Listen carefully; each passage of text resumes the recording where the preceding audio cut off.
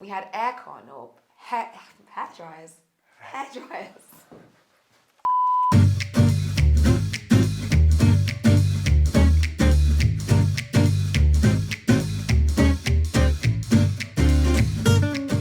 Hello and welcome to another edition of Boozy and the Beast, How to Drink Better. Let's talk about serving.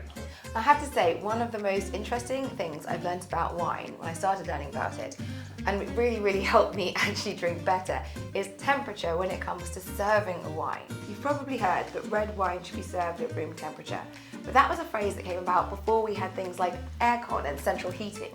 So when someone says room temperature, you generally mean 13 to 18 degrees. Like a really hot summer's day in Lancashire. I've never been. Anyway, a big, bold, full-bodied red will probably want to be served at around 15 to 18 degrees.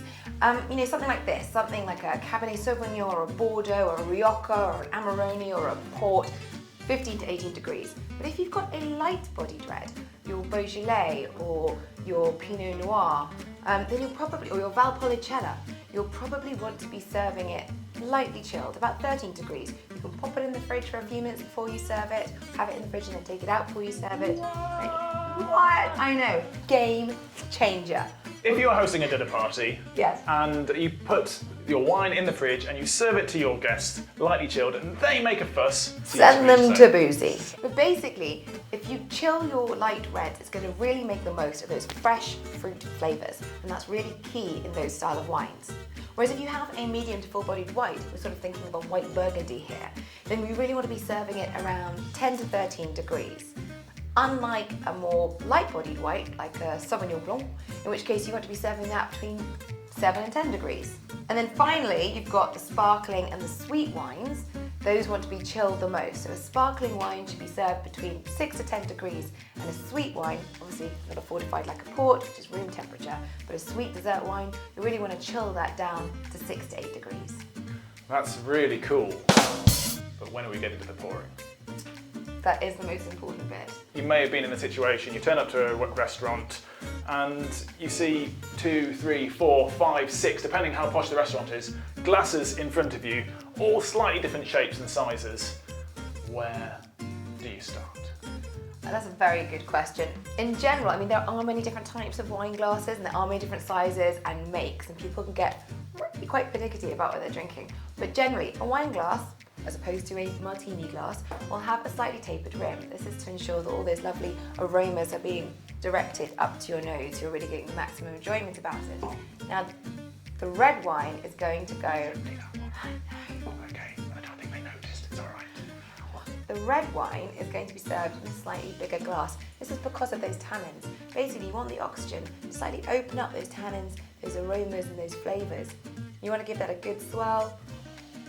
And that's really going to make that relax and open up. It's going to be gorgeous. And when you pour a wine, you want to make sure that you're pouring it to the widest part of the glass. Why should I be pouring it to the widest part of the glass? Basically, just to make sure that you are able to get, when you smell it, you're able to get most of the aromas, the flavours. You've got the widest part of the wine hitting the air. That's going to help it oxidise. That's going to help that wine, particularly the reds, open up just beautifully. Now on sparkling wines, I'm going to be a bit controversial here. Okay. So basically you should, there are no shoulds in the wine world. Just to say, these are all sort of rough guidelines. There are no hard and fast rules. You do you. But, and I caveat that, the flute for sparkling wine is seen as better because it maintains the bubbles. Should I top you up? Please do. So basically this is meant to keep the bubbles going for longer. However, I personally just have a bit of nostalgia. I love a glamorous 1950s coupe. So this does disperse the bubbles quicker, but then quite frankly, you're not drinking fast enough. Top tips with years of experience behind them. All that research you put in. That's a rough guide on how to store and serve your wine to get the most out of it. It's really just the tip of the iceberg, but hopefully these quite simple things will really help you get the most out of your wine. Cheers. Sounds good to me. Cheers.